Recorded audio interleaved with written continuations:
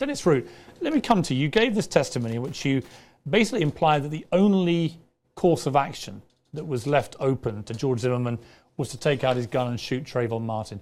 Why did you believe that so strongly? You take into consideration everything you learn about an individual.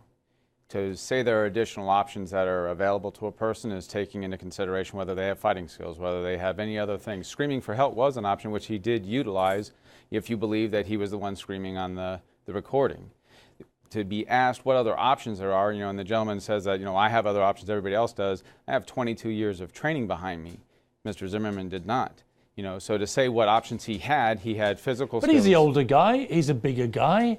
It's a fight, there are no weapons other than his gun. He's up against a 17-year-old kid who's doesn't know what's going on, he's walking home.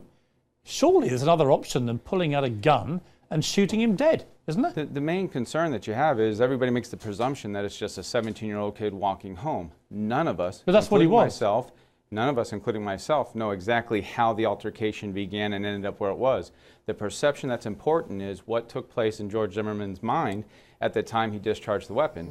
And as long as he perceived that he was in imminent peril for great bodily harm or death, he is justified under Florida law in discharging a firearm.